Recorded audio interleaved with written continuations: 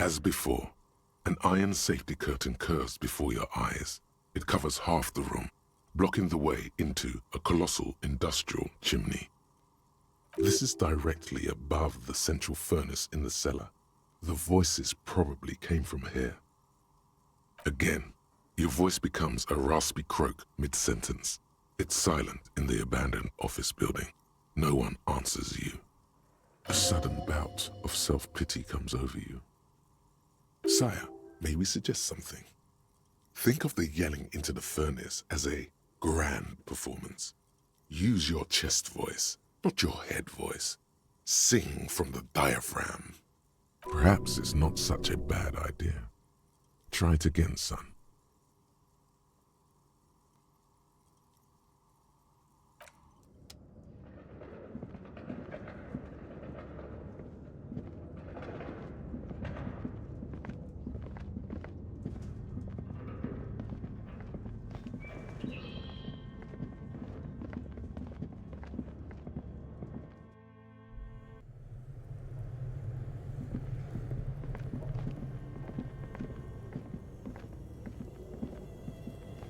A thick layer of coal dust covers the furnace, coloring it pitch black.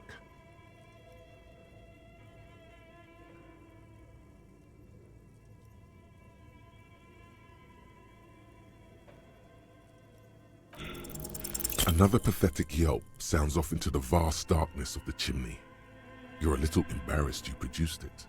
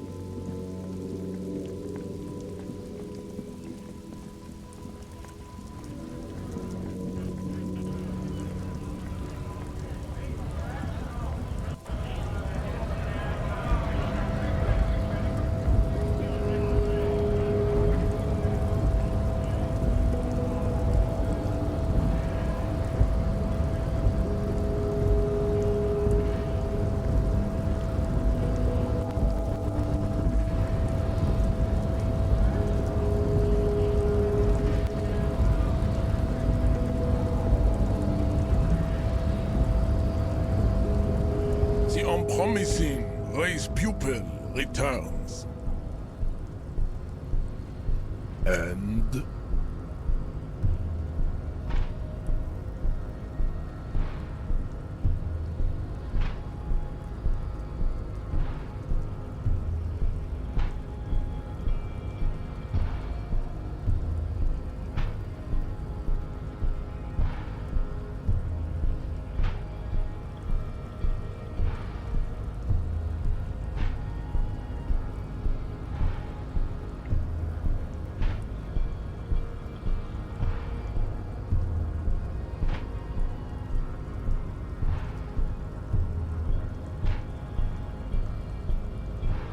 Look, babe. The rich man has humiliated and emasculated this couple. He can only think in base materialist categories and feminine abstractions like money.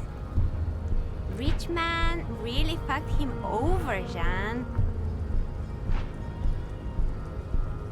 His rage is already played out on the stage of history as the grotesque tragedy of revolution. All it can accomplish now is impotent academic text and neurosyphilitic rock and roll melancholia. Impotent class warrior, I take pity on you. You clearly want to enter the harbor bad, like a little boy who wants to go on the potty. I can press the button for you. It will open the door. Very well. You may enter the door once. Our race conversation here has concluded. Finally. Let's go.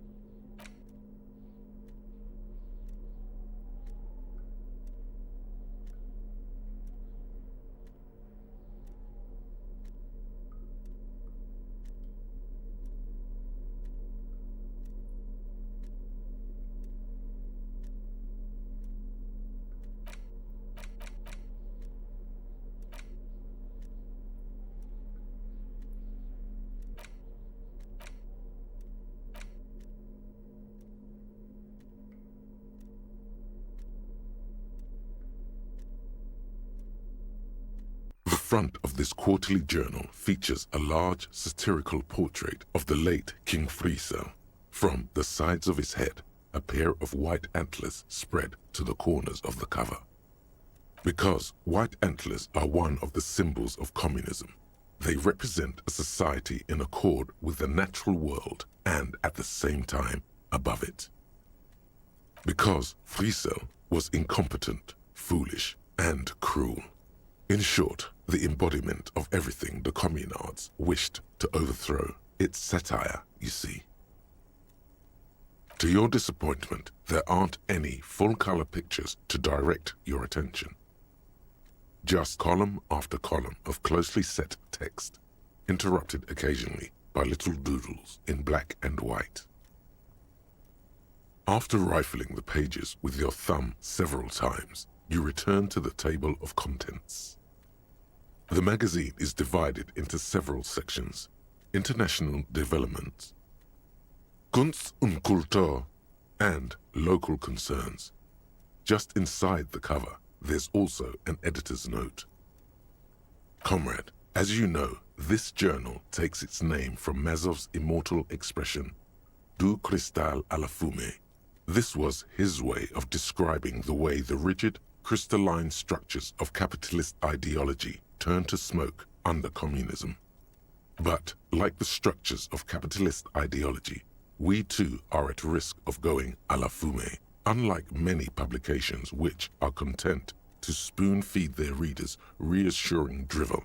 La Fumée is committed to telling the radical truth, even when that truth may drive away potential subscribers.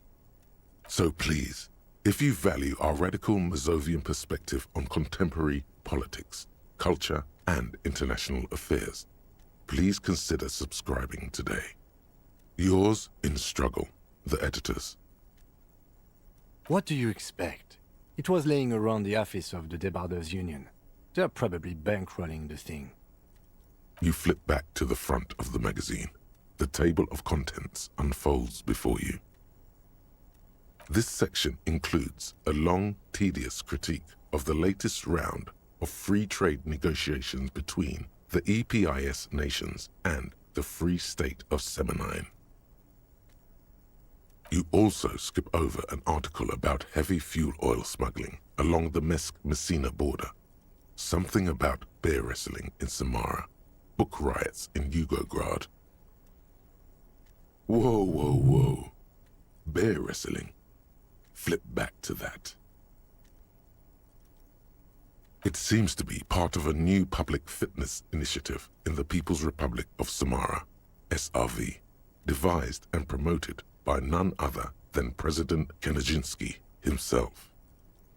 According to this extremely credulous account, Uncle Sport, as he's affectionately known to his people, has recently decreed bear wrestling the national sport of the SRV.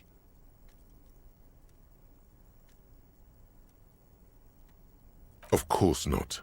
The article makes plain that this is man on bear, or in some cases, woman on bear competition. 2 competitors, 1 ring, 5 rounds, or according to the SRV's Ministry of Information, the program has been a tremendous success. Public support stands at 87%, and youth obesity and alcoholism rates are down 12% and 7% respectively.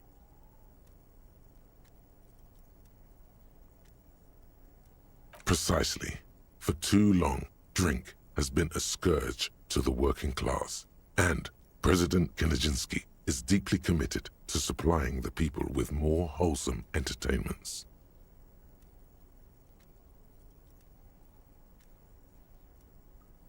The Samaran People's Republic? No, I should expect not. Why do you ask? They're quite the spectacle, as I understand. I've heard they make the people in the front rows wear plastic sheets. On account of the blood, you see. You flip back to the front of the magazine.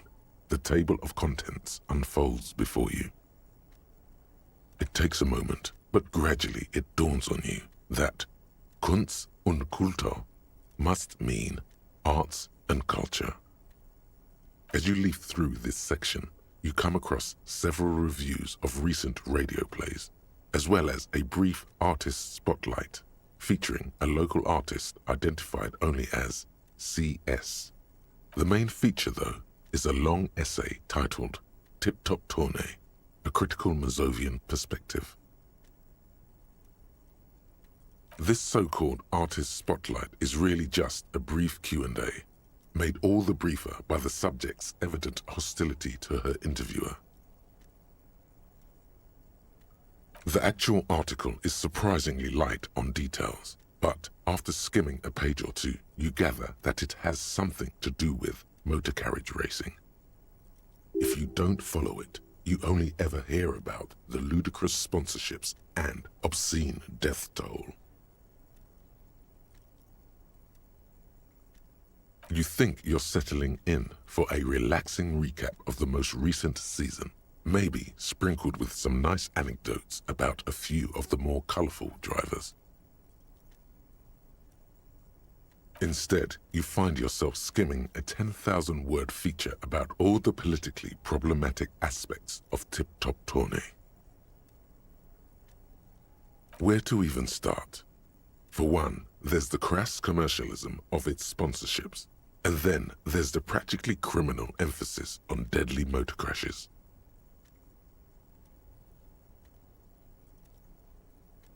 Oddly enough, this article has 2 bylines: Nazteb Encolada Bernal and Exilus Buka. There's no way those are real names. Have you ever met anyone named Exilus? Come on, they're plainly pseudonyms. Under capitalism, the article says, every pursuit has its price. Every pleasure, even one as elemental as the joy of racing others around a track, is reduced to an advertising opportunity. Thus, the so-called tourney becomes a competition between increasingly meaningless brand signifiers, your discount laundry detergent racing against a pack of Astra cigarettes, or even a frita. And that precisely is what's problematic about it. Were it not for the promise of random, spectacular violence, audiences would quickly lose interest. At the end of the day, it's the destruction of these 750,000 real races that you're really watching for. You see, one cannot avoid the conclusion that Tip Top Tourney is simply the apotheosis of spectacular entertainment under capitalism. I can safely say the thought had never crossed my mind, Detective.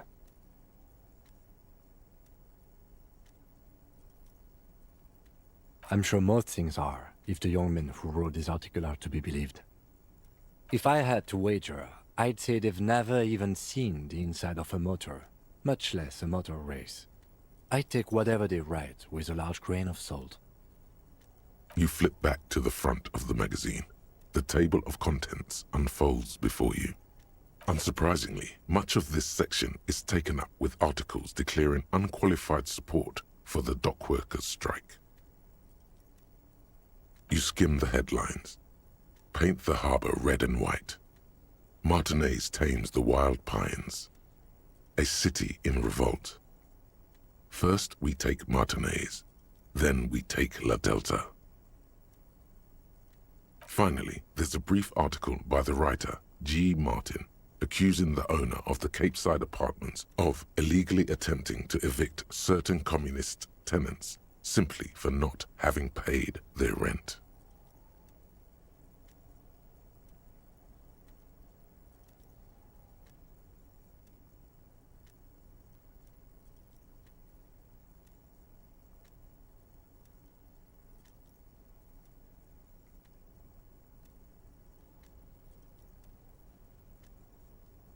The writer G. Martin remarks dryly that capitalists love wealth redistribution so long as it's only redistributed upward.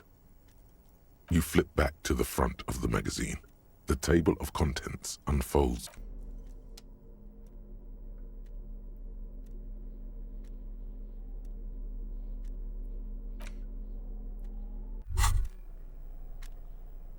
Hey, psst. Psst. Hey, you. Yes, you. Word on the street is you're ready to start building communism again.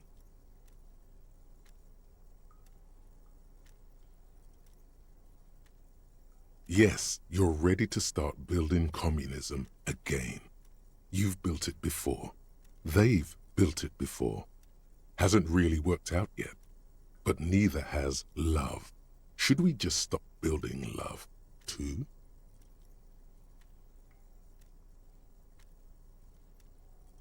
So, what about all that communism you've promised to build?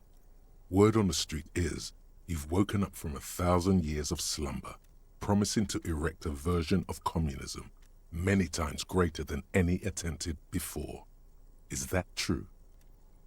You keep saying things like Down with the bourgeoisie, eat the rich, sodomize the landowners, impale all people who have more than 25 real in their pocket, literally murder all human beings regardless of their political beliefs. That kind of stuff. Oh yes, the mask of ambivalence. Don't deny it. You're about to rip it off and reveal the monstrous seven-eyed lamb of global communism that would devour and masticate mankind. Everyone can see that. So tell me, do you have any questions before we fire up the big communism builder? Or do we get right down to it?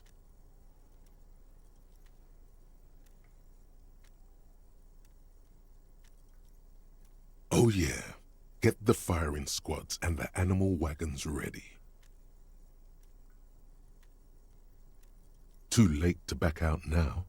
You can't make an omelette without breaking a few million eggs.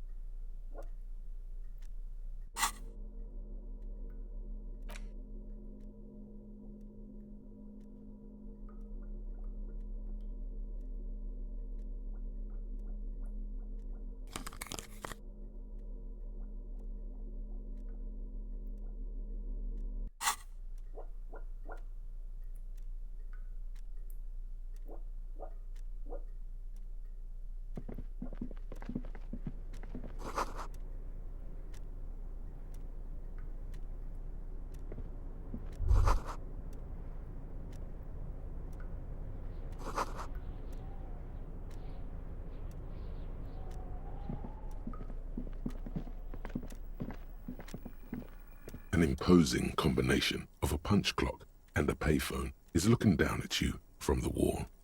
A note on the side says, "Tokens unavailable due to strike. Use change." The machine swallows your coin and seems to be waiting for your next move.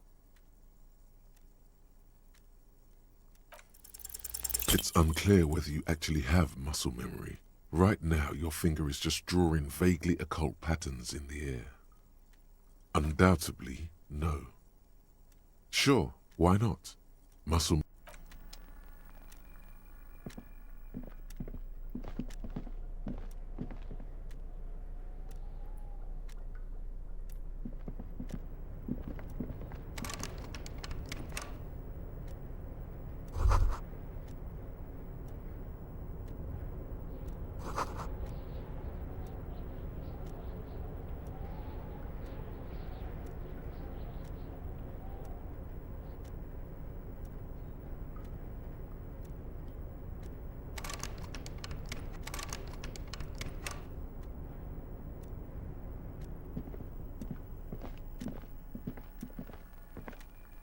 The already familiar cold touch of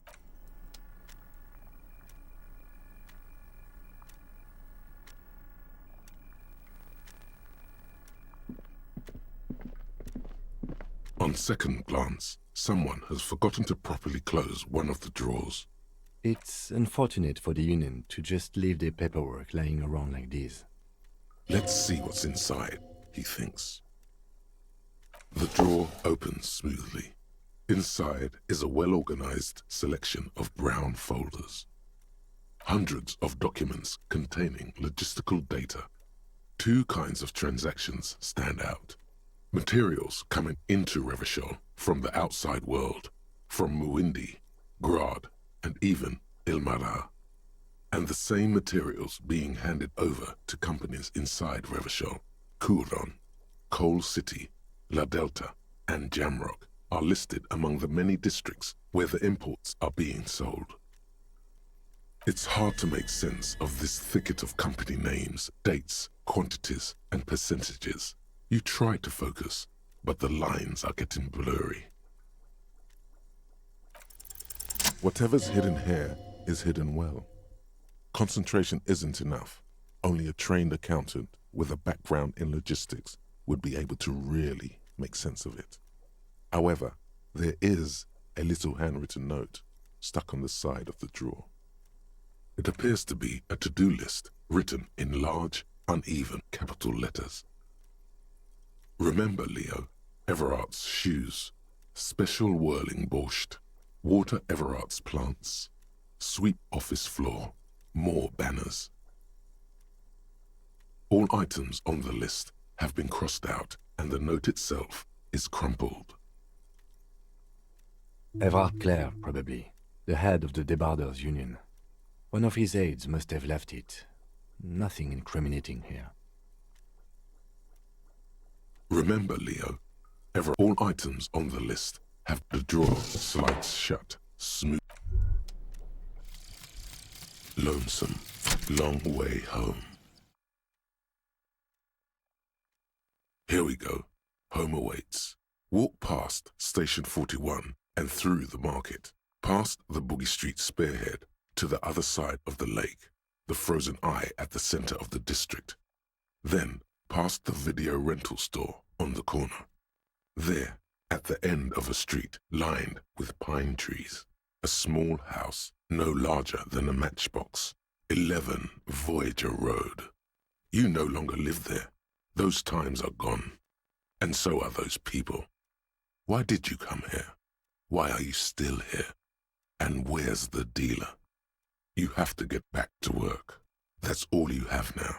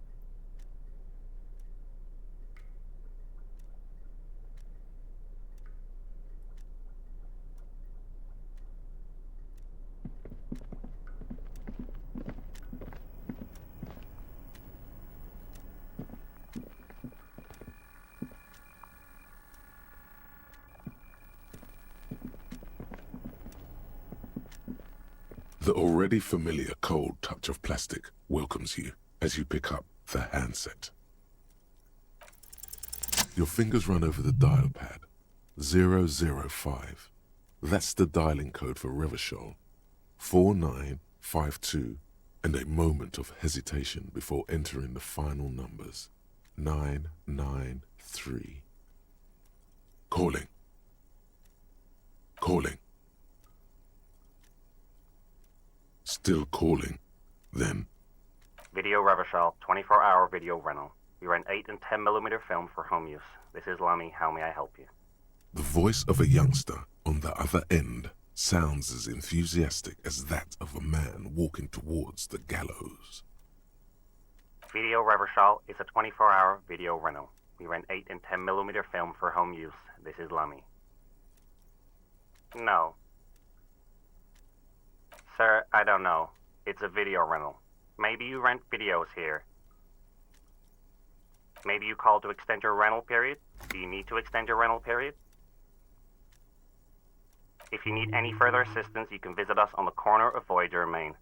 I can't help you over the phone. Are we done? He thinks you're pulling a prank on him. The call is terminated by the other party. You're left with the discomforting sound of the disconnect tone. The payphone hangs mutely on the wall.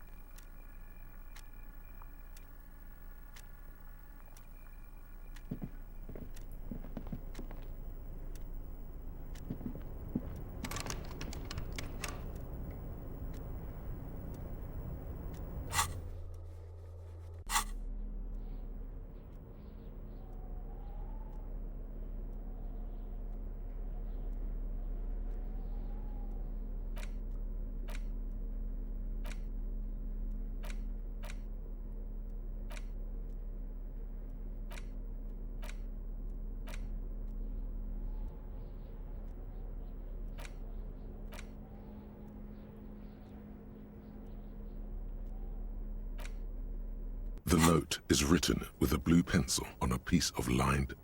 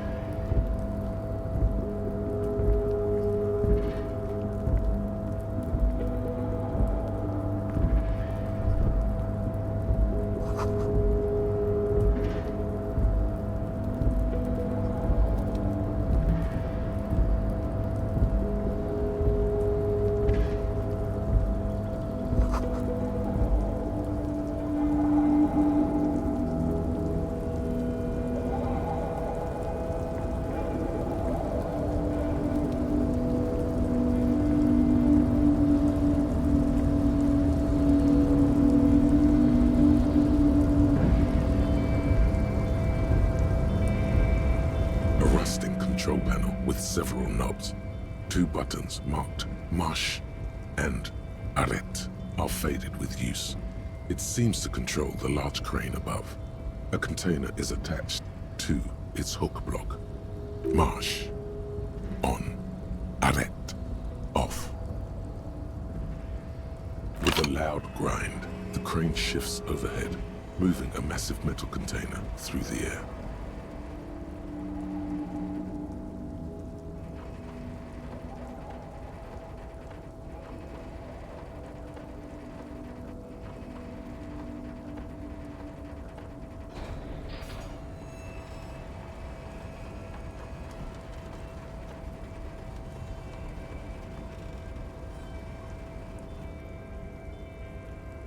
And, with a surprisingly quiet thunk, the crane places the container down.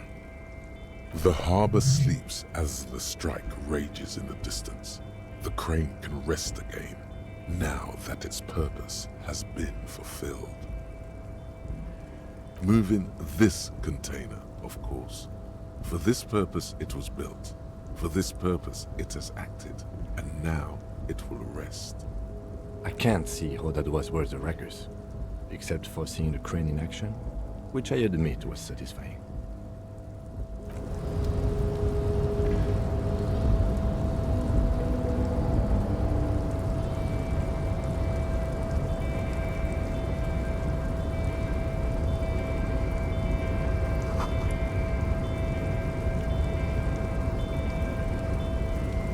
Before you stands a cargo container, just one of many in the yard.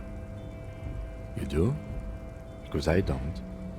There are 1 million containers here. Why are you fixating on this one? You just picked one out because you wanted to interact with a cargo container. We are not here to interact with containers.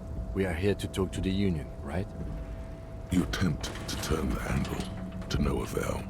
The doors seem to be mechanically locked. To your left, the lieutenant considers your actions with some puzzlement. No reply. The knock produces a hollow ring of metal. Doesn't sound like there's anything inside the container.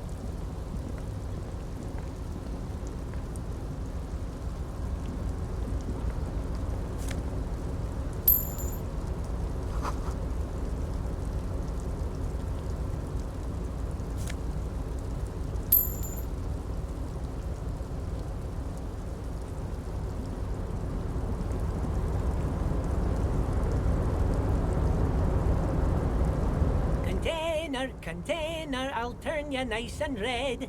Container, put the logos on. The lyrics to this container song are being made up as he goes along. The accent is so thick, it's impossible not to notice he's Ubi, from the vanishing peninsula of Ubisunt on Muindi.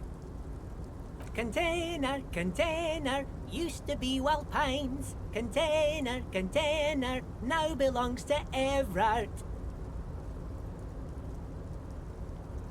Everard, he looks after everyone. Huh? Well, hey there. How can I help you, mister? The look in his deep blue eyes is as sincere as you've ever seen. Kind of makes you feel like an arsehole for no apparent reason. I see you are not a union man, mister. Did you get lost? You're not one of them scabs, are you?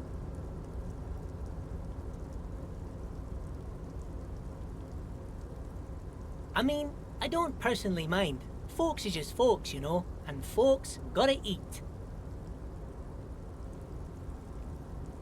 Just some of the other guys don't look too kindly on the scabbing kind, if you know what I mean, mister. Oh yes, born and raised in Irish, mister. Mum had to leave my dad after he got a bit violent. Took us here to the new world. I was about 10 then, too old to lose my accent then. People say us Ubis are up to all sorts of trouble with sheep and other animals and whatnot. I just want you to know there was never any of that where I come from. No sir, those are just nasty rumors. Thank you for clarifying that, sir. Oh, I'm just making some covers for them containers here. Yes I am, yes I am. So it's easier for the crane operators to spot them.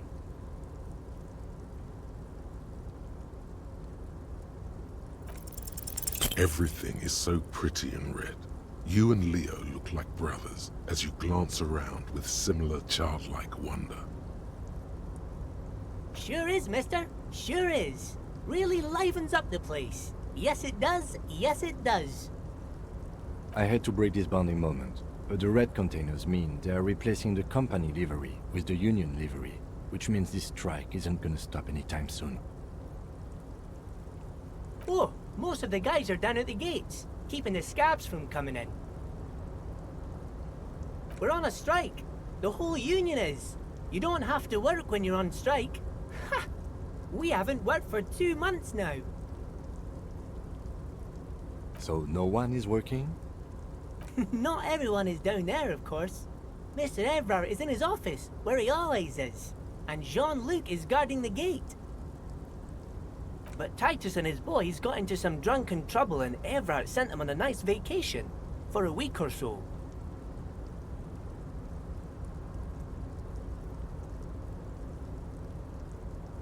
Oh, I'm not really supposed to talk about that. That's union business. Him and his boys stirred up something in town. Probably drank too much and got into a fight or something. I heard Mr. Everett telling them to take some time off. No, I don't think they killed anyone. Let's better talk about something else. Titus and his boys do good work. I don't want to get them in trouble over a little drinking. Yes, yes. Everybody needs a job, and this is mine. I'm Leonard, by the way. Leonard Bellick. But everyone calls me Leo. I'm like Mr. Everett's right-hand man when Mr. Edgar is out of town. And Mr. Edgar's right-hand man when Mr. Everett is away. Actually, Miss Beaufort is the right-hand man, but she's a lady. Who is this, Miss Beaufort? A real pretty lady with a skin like those Douai Sucre candy bars my missus likes so much. Them are real nice to suckle on once the dinner is done and me and the missus sit down beside the radio. But I can't listen to the radio all the time. There's so much to do around here and I'm always busy keeping things running here. Yes I am, yes I am. Oh, Lizzie, she is a real sharp tool. Mr. Everett put her through some fancy school and everything, east of the river. 4 years she was gone, and when she came back, she was all fancy and lawyerly.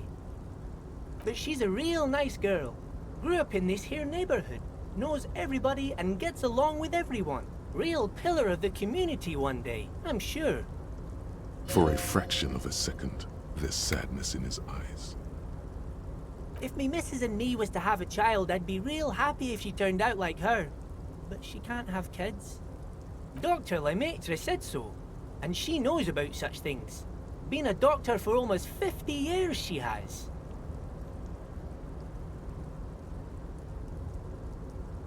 So Everett trained a lawyer named Miss Beaufort. Interesting.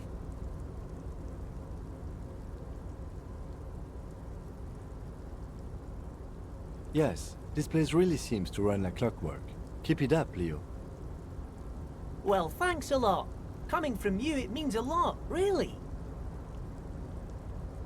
Sometimes I feel some of the guys don't really get how much I bust my ass for them here. But you guys are alright.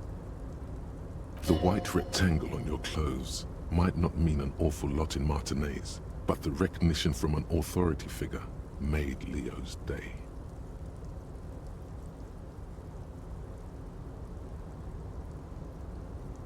Oh, that one.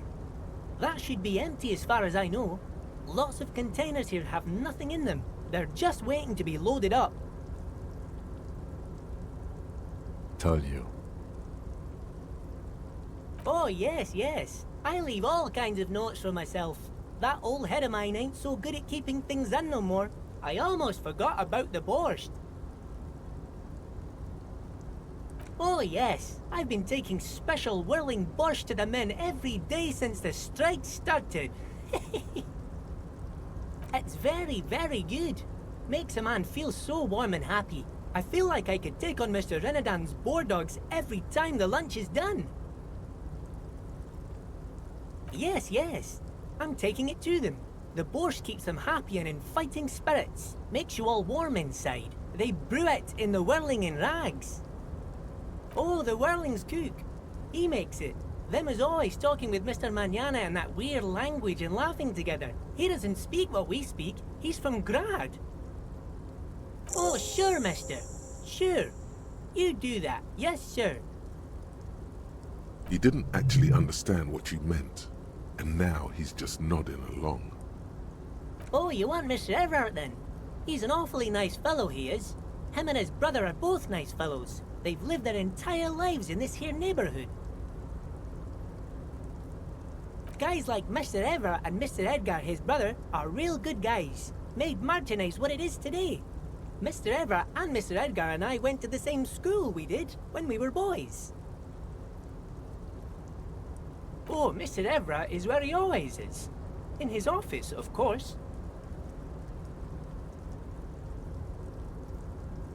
Bye-bye now.